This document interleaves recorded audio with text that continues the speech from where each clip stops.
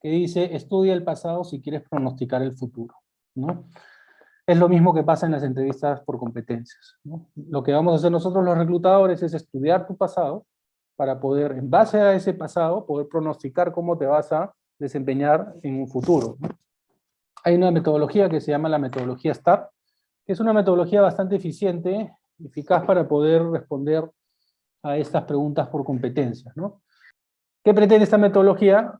Contextualizar rápidamente, ser puntuales en el contexto, e indicar cuáles eran las tareas que debía cumplir el candidato, qué acciones proactivamente puso en práctica el candidato en esa situación, en esa situación que tenía, y cuáles fueron los resultados obtenidos gracias a esa acción, ¿no? Porque si nosotros nos quedamos solamente con la buena intención o con la acción, pero no tenemos un resultado, probablemente no se concrete la información para que el reclutador indique el nivel de competencia alcanzado, ¿no? Y la idea es que ustedes puedan responder en base a esta metodología, ¿no? STAR es estrella en inglés, y eso lo tienen que tener como bien chipeado en su cabeza, ¿no? Para que en el momento que ustedes respondan, claramente se imaginen la situación, la tarea, ¿no? La acción que hice y el resultado que obtuve por esa acción. ¿Ya? Vamos a ver ejemplos en base a la primera letra, que es la situación, ¿ya?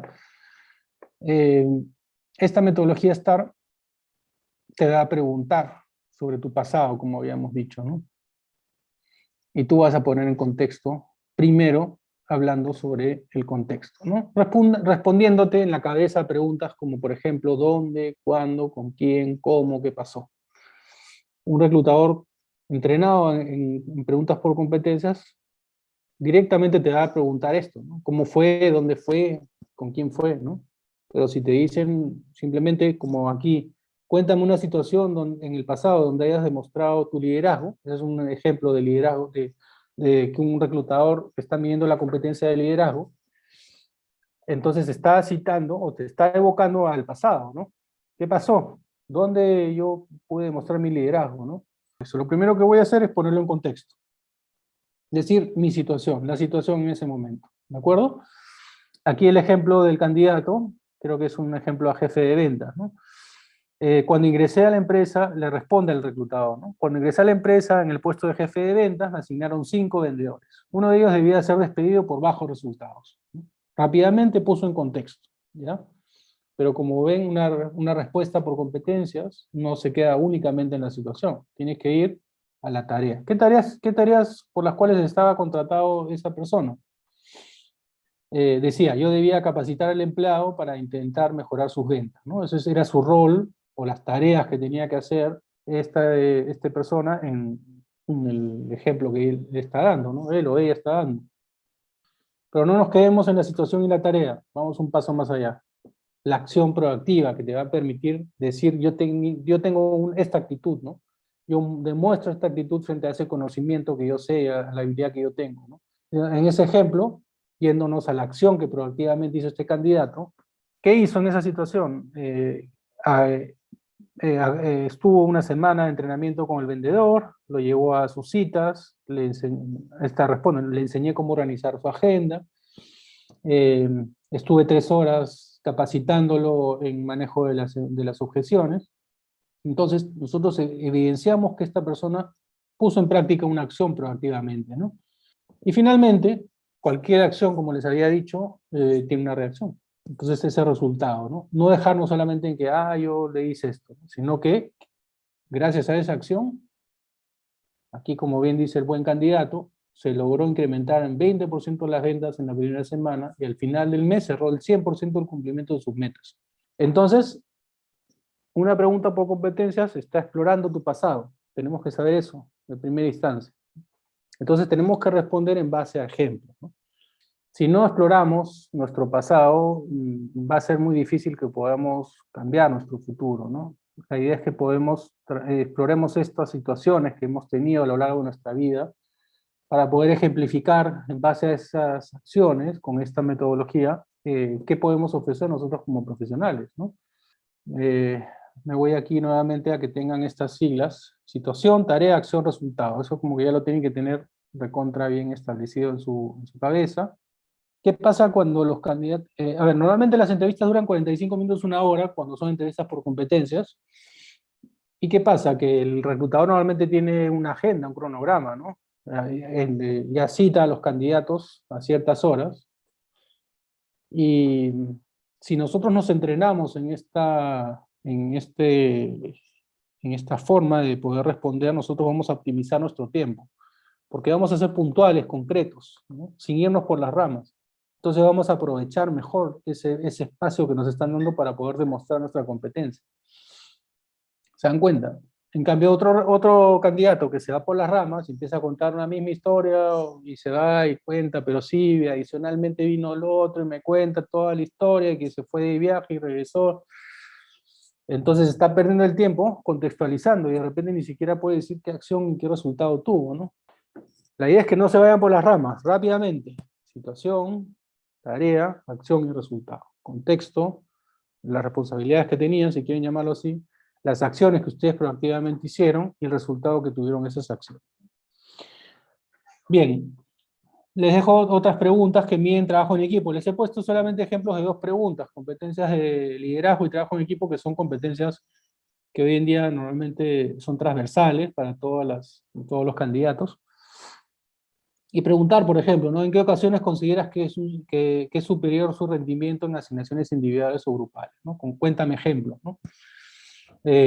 Otra pregunta: ¿puedes recordar alguna ocasión en que hayas motivado eficazmente a amigos o a compañeros de trabajo para alcanzar una meta difícil, ¿no? Acuérdense que, miren, todas estas preguntas están enfocadas al pasado, ¿no? Orientadas a explorar su pasado, ¿no? Las entrevistas virtuales, ¿ya? Vamos a poner simplemente tres puntos en los cuales nosotros tenemos que prepararnos, ¿no? La idea es que ustedes sepan qué plataforma o programa van a utilizar, ¿no? Entonces, pregunten en qué plataforma voy a estar. Si es Google Meet, creo que es todo bien. Hay plataformas que no necesitan descargar, pero cerciórense de que funciona bien y que funciona su micro, que funciona su cámara. Eh, Preparen previamente, encuadren la toma, que tengan un fondo lo más neutral posible, que no genere tantos distractores. Busquen un espacio que les ilumine la cara. Limpia tu escritorio. Pónganse en el contexto, ¿ya? Hoy en día las entrevistas son virtuales, pero no necesariamente, o sea, no estamos en otro contexto, estamos en un contexto formal, de entrevista, y tenemos que prepararnos, ¿no? Hay que, yo les sugiero tener la menor cantidad de distractores, un vaso con agua, porque a veces se nos seca la boca por los nervios, o cuando hablamos mucho, un papel y lápiz, porque probablemente hayan preguntas que querramos hacer o que querramos anotar algún tema, con un papel y un lápiz, como lo estoy haciendo así. Si alguien pregunta y de repente una pregunta y tres preguntas, voy anotando los bullet points de las preguntas que debo responder. Y sería ideal que puedan imprimir una copia de su CV, ideal, no todos los casos se puede. ¿Para qué? Para simplemente tener a mano ese recordaris, ¿no? Ok, en ese ejemplo, ¿no? Yo trabajé en esto, más fácilmente voy a poder yo ejemplificar mis respuestas, ¿no? Y finalmente, les recomiendo que no solamente se pongan guapos del tronco para arriba, ¿no? Guapos o guapas. Me refiero a bien vestidos, ¿no? Y yo les recomiendo que se contextualicen tal cual ustedes si estuvieran yendo a una entrevista de trabajo presencial, ¿no? De pies a cabeza, ¿no? Que tengan los zapatos lustrados, que se sientan en la ocasión, ¿no? Que tengan la camisa bien planchada. Eso ahí los va a poner a ustedes en contexto, ¿no? Más que lo que pueda dar el reclutador, ustedes se van a sentir bien en ese sentido. Créanme que marca la diferencia, ¿no?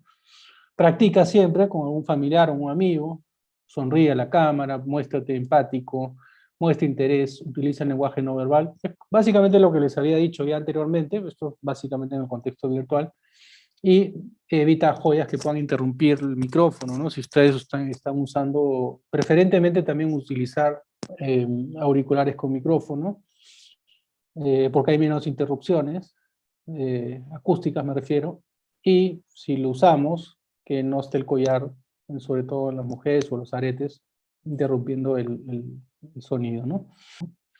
Hoy en día, chicos, aparte de las competencias que ustedes han evaluado para su propia profesión, vivimos en un entorno volátil, incierto, complejo y ambiguo, ¿no? Como probablemente ya lo hayan escuchado, porque hoy día en la pandemia estas siglas salieron nuevamente a colación, por más que tengan muchos años, pero yo he podido investigar un poco sobre qué competencias están buscando en profesionales en entornos como este, ¿no? Y es un entorno que ha venido, bueno, que ya se identificó hace mucho tiempo, pero que esta pandemia, este trabajo virtual ha hecho que se acelere y que sea transversal a todas las profesiones.